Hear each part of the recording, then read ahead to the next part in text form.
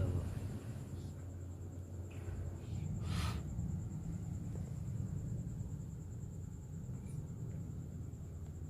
Supaya diterang dimin. Bismillahirrahmanirrahim.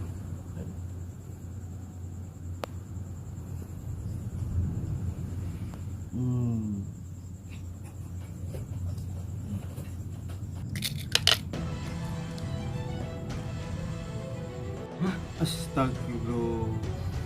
Astagfirullah. Emang bener-bener tegel sih ngirim santet ke angka ini sampean mas. Alhamdulillah atas izin Allah. Ya wis yakin atek pai banyu penangkal bari aja kenang sandet maning.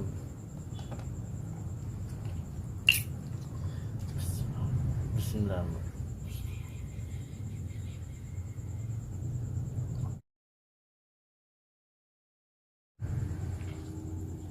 Sebentar. Ya mas aja lupa dinung ya. Ya, Tad. Oke, bismillah. Assalamualaikum warahmatullahi wabarakatuh.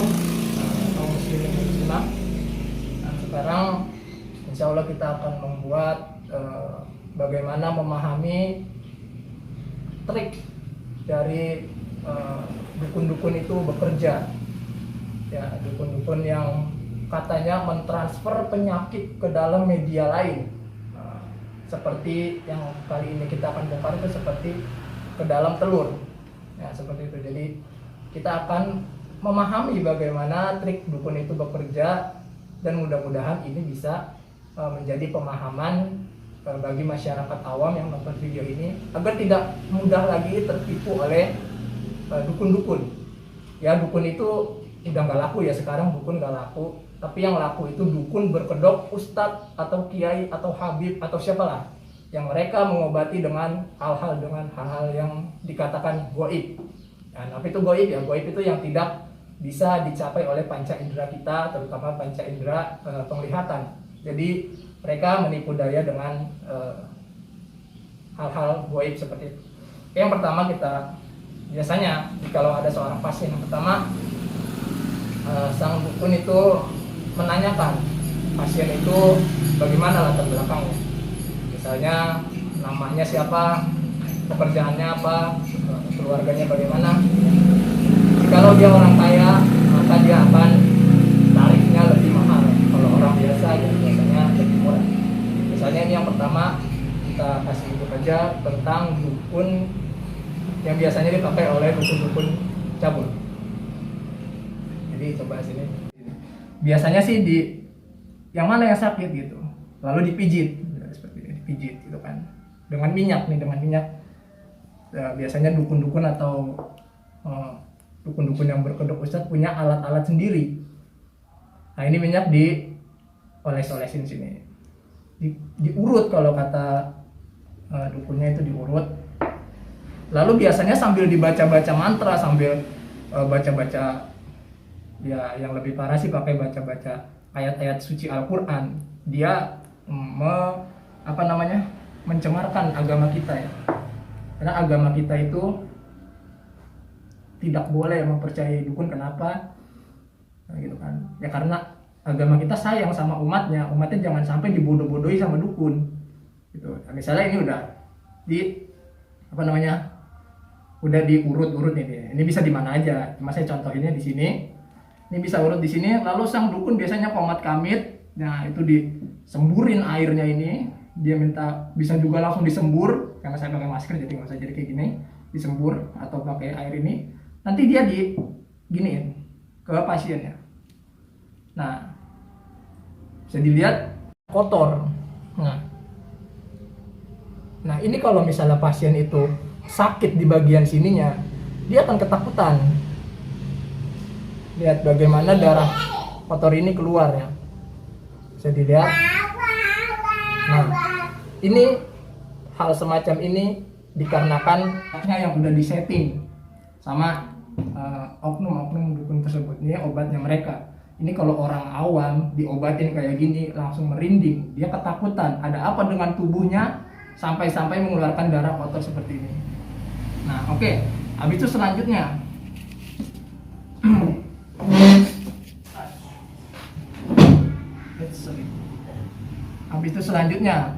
diteruskan lagi sama sang dukun biasanya. Tuh, kita lap dulu. Nah, bisa dilihat bagaimana darah kotornya ya. Atau ini ada media lain namanya, pakai media telur, dan sudah kelihatan penyakitnya. Lalu habis itu ini telur ini bisa dilihat telur asli ya. Dan habis itu ini media ini digosok-gosokkan biasanya ke pasiennya. Telur ini kan digosok-gosok seperti ini. Supaya apa? Nanti dijampi-jampi supaya pindah. Gitu. Pindah penyakitnya ke telur. Nah, namun biasanya juga pas lagi seperti ini, dukun itu berakting kan. Habis itu setelah dia berakting seperti tadi mengeluarkan darah, orang itu panik. Lalu habis itu telur ini dia bilang setelah membaca-baca mantra atau membaca-baca ayat Al-Quran gitu, kalau misalnya dukun itu berkedok ustadz, dia akan memindahkan ke sini ya, ke sini. Lalu kita coba buka ya, kita coba buka ini kita buka telurnya. Oke, kita buka ya apa isinya. Nah, kita bisa lihat ternyata di dalam telurnya itu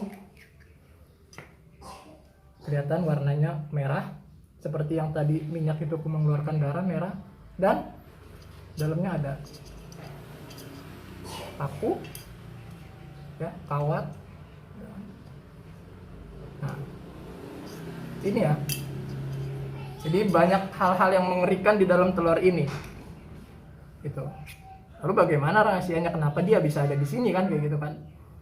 Nah, jadi sebenarnya rahasianya ya itu telurnya udah dimodifikasi ya. Salah satunya seperti ini ya, dari sini ada dibolongin, jadi dia bisa masukin paku-paku ke dalam telur itu.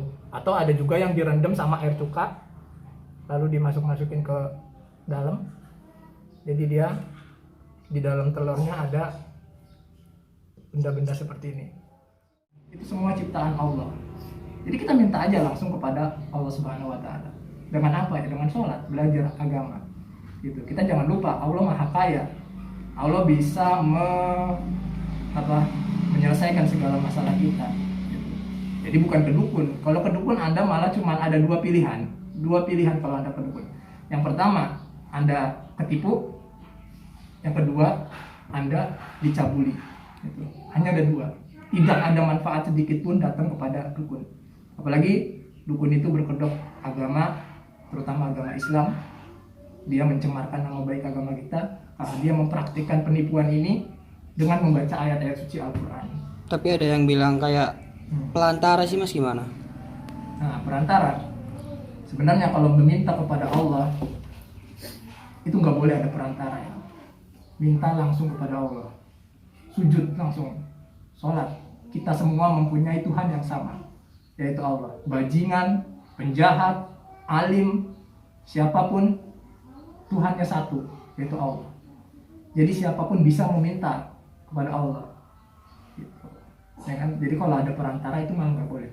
Tiada sekutu bagi Allah gitu. Jadi kalau minta ya langsung sama Allah.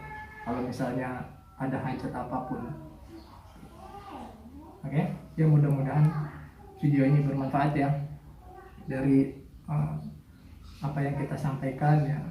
Kalau ada salah ya Pak, ya mohon maaf, kita kalau ada salah ke pendengar atau yang lain gitu. Tapi kalau ke dukun ini mematikan pendapatan Anda, ya carilah pekerjaan yang lainnya. Udahlah, berhentilah jadi penipu. Jangan jadi penipu kayak gitu. Apalagi penipu mengatasnamakan agama, kalian mencoreng agama kita. Jadi ya, alhamdulillah kita selesaikan dengan kalimat alhamdulillah.